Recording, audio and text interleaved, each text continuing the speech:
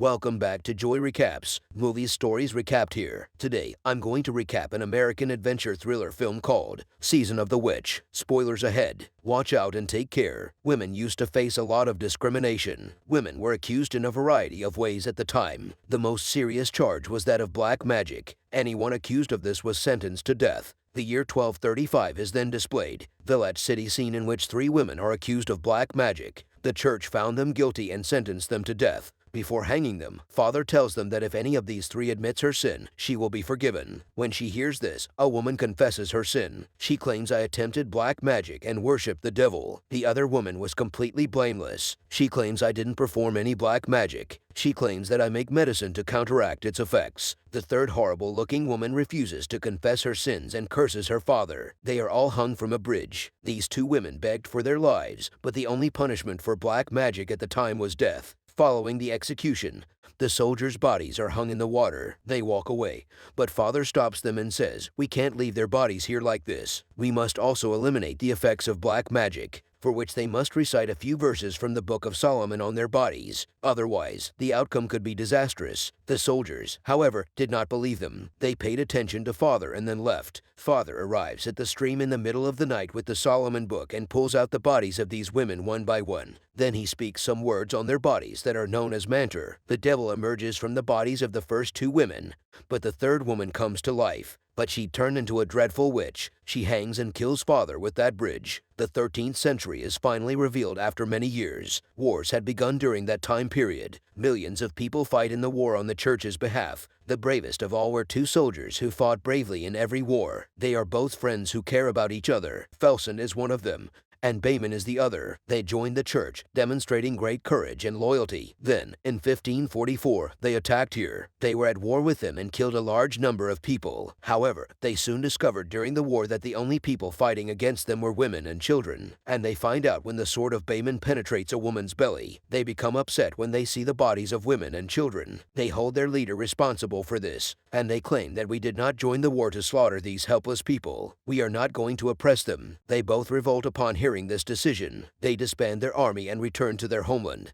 They rebelled because they did not obey the church's decision. They had to hide, however, because Christianity was on the rise and their laws were extremely strict, in which rebellion, betrayal, and noncompliance were all capital offenses. They traveled through Styria. They come across a house in the forest and seek assistance. When they arrived, they were astounded to learn that the couple who lived in this house had died of a serious illness. Their dead bodies rotted horribly. The atmosphere of Styria appeared strange to them because the people there appeared dissatisfied. They were not burying the bodies, but rather gathering them in one location. Some of them were praying for mercy while inflicting harm on themselves. They had no idea what was going on because Felson and Bayman had just arrived. A soldier then informs them that a dangerous disease has spread here, in which people's bodies start to rot. This disease has been on the rise for the last 3 years. He claims that this disease has killed off my entire family. They came here to get something for their assistance. However, his sword catches the attention of a soldier, and they recognize it. As they are about to leave, their soldier sees them. They hand them over to the king. He is also afflicted with this disease. The king is aware that Felson and Bayman are brave soldiers. They have, however, revolted. The disease, according to the king, came from hell, which a woman brought into the world and which we have imprisoned. He claims that the only cure is found in Solomon's book. That book is in Zevrik, and we need to bring those witches there as well. Their leaders will determine what they will do with them, but our soldiers are unable to do so because it has an immediate impact on them. He promises that if he does this, the church will forgive all of his sins, but Bayman refuses because he still regrets the previous battle. Their refusal enraged the king,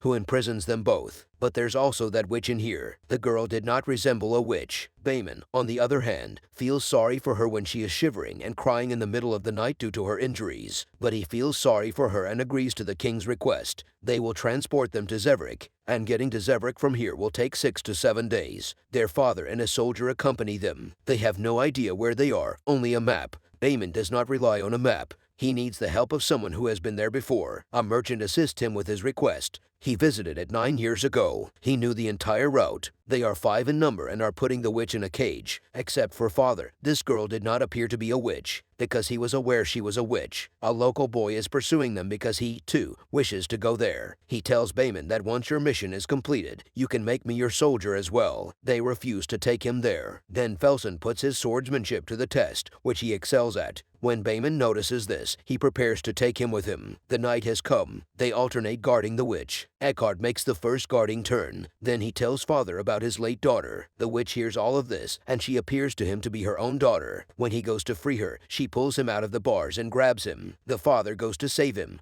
but the witch injures him as well. He has a cage key tied around her neck, which he pulls and runs away from. After all of this, Felsen and Bayman rise. They come to them, but the witch has already fled. She is hiding in a nearby village. Everyone tries to apprehend her, but no one can keep her under control, because she was constantly disappearing. Eckhart then sees her dead daughter. The girl is in critical condition and is pleading for assistance. She isn't his daughter, but she was the source of his visions. He runs after these voices because it all seems true to him. But there was a boy with the sword who had come with them. Eckhart couldn't see him, and his stomach was pierced by the sword. Kay then wonders why Eckhart didn't stop, because the witch was presenting him with fictitious visions. Eckhart was about to release him, but she kills him. They imprison the girl again after her death. She begs them to let her go, but she is again imprisoned in the cage. Father explains that they should not reveal anything personal about themselves, because witch may exploit this. She can make us fight each other and show us strange illusions. During the journey, a deep gorge between the two mountains appears. On the way to cross it, there was an old rope bridge, but it was far too frail. On the back of the horse, they have a cage made of heavy rods in which the witch is imprisoned.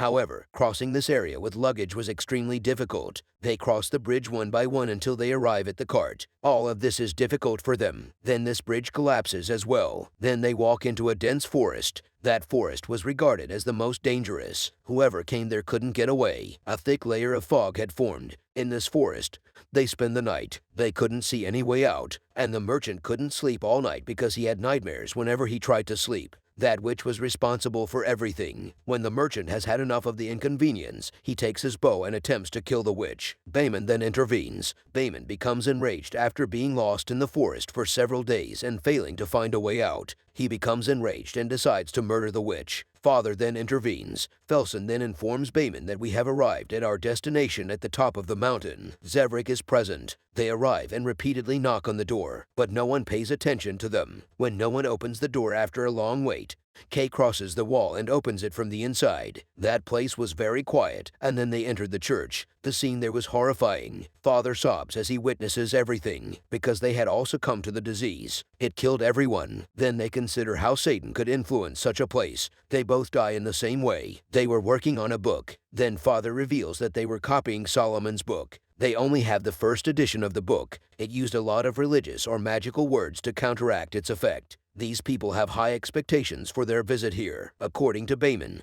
this is our last hope. It is said that those people died because they were so unlucky, but only you can get us out of this mess. The priest then opens the book and begins reading the religious passages. This, however, has no bearing on the witch. The witch's voice begins to sound like that of men. She exposes Bayman's every bad habit. That witch is possessed by a demonic soul. Here, all secrets are revealed. Father realizes right away that she is not a witch, but that a demonic soul from hell has taken control of her. He has spread the disease and now wishes to leave hell and come to this world. Because Father's prediction was correct, he begins speaking magical words aloud. This immediately has an effect on the devil. Then his true evil form, which is truly terrifying, is revealed to everyone. He flies away after melting the bars. Kay, on the other hand, continues to read magical words. A spark enters Devil as soon as Mantor is over. The fire grows and spreads, returning him to hell. He also leaves the body of the girl. Many lives are saved as a result of Bayman's sacrifice. His sins are also forgiven because his prayer was answered. Kay buries the three and abducts the girl. The dangerous disease has also vanished. The film concludes here as well.